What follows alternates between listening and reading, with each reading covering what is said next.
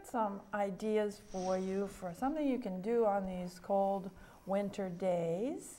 I'm going to teach you how to learn to paint. Well, I'm not going to. You're going to teach yourself with our resources.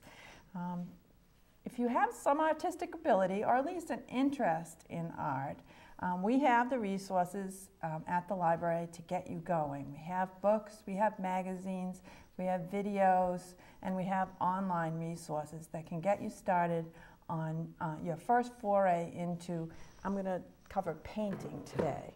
The first couple of books I brought are really introductions, and there are numerous of these.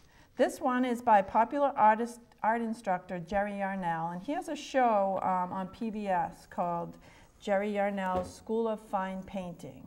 And this volume is called Basic Painting, or Painting Basics, excuse me. It's a series of step-by-step instructions that will enable you to produce 10 complete paintings by the end of the book.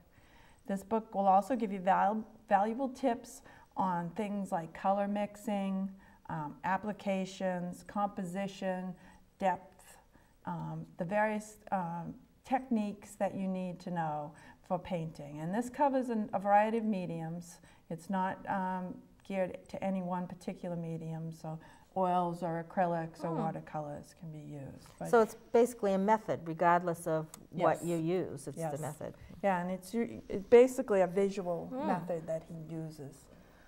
So. Boy, that is... Yeah, I don't know. They're in trouble. Exactly. This is another beginning book. This is called simply How to Paint by Angela Gare. And this covers, again, watercolors, acrylics, and oils. And it starts out instructing you on the supplies you need. So it starts at the very beginning. Types of brushes, paper, palettes, and other accessories that you need, and places that you can get them, and some idea of cost. It then delves into an introduction to basic techniques, and there are 38 different projects in this book that you can produce, and it covers all aspects of painting. It's very practical, step-by-step instruction, again, very well illustrated, so that you can judge your progress through the illustrations in the book. So this is another good basic book. We also have a number of books that focus on particular mediums. This one is concentrating on pastels. And this is called The Pastelist's Year, Painting the 4 Seasons in Pastels. And this is by Elizabeth Mowry. And it's for painters of all levels, including those who have never tried this medium before. Mowry offers a fresh approach to creating landscape paintings that convey the mood, color, and beauty of each season. So she focuses specifically on the seasons.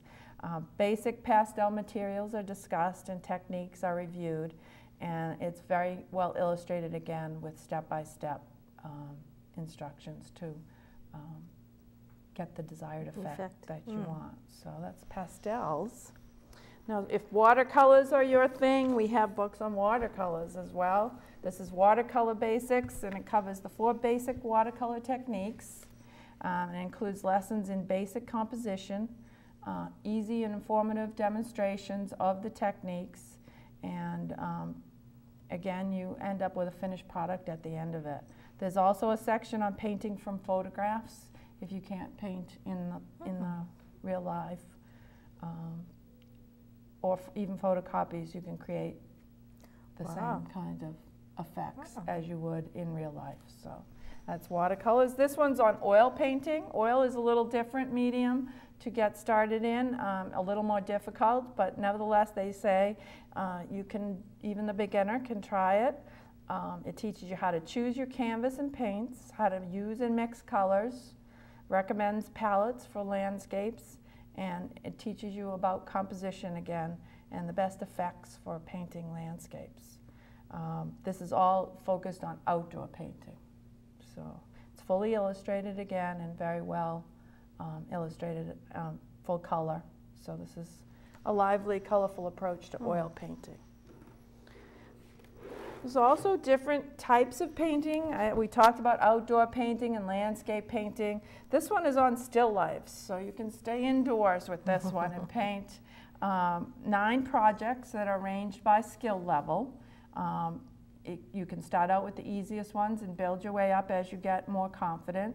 It's all the guidance you'll need to turn ordinary objects around your house into beautiful reproductions. So there's easy to follow illustrated directions, and with a little patience, you too can paint still lifes, or so they say. I haven't tried this out. But we also have them for things like, as I said, landscapes and portrait painting, which is a very popular type of painting. This will teach you the aspects of portrait painting, how to capture expressions, dozens of ideas for working with children. Will always make good subjects if you can get them to sit still long enough. So that's painting portraits. We also have a book devoted to painting from photographs. So, you know, there's almost anything you can think about in the collection. Sometimes photographs are the only practical way to paint. If you can't capture a subject for whatever reason, sometimes the only record of a person or a place is a photograph. So the author of this book explains how to select the photograph for the best results in transforming them into paintings. He shows you how to adapt the photograph, how to alter the light and the colors, and even how to use more than one photograph to pick up the various visual images that you want to portray. All the common media are covered: watercolor, oils, acrylics, and pencil. And he teaches you ways to translate the personality and mood of the object onto the canvas.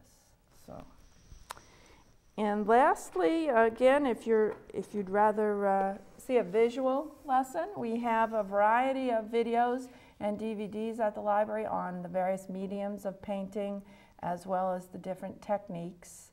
So you can check those out as well. We shelve them with the books on the second floor, so they aren't in the video room, but they are shelved right next to the books on the shelves at the library.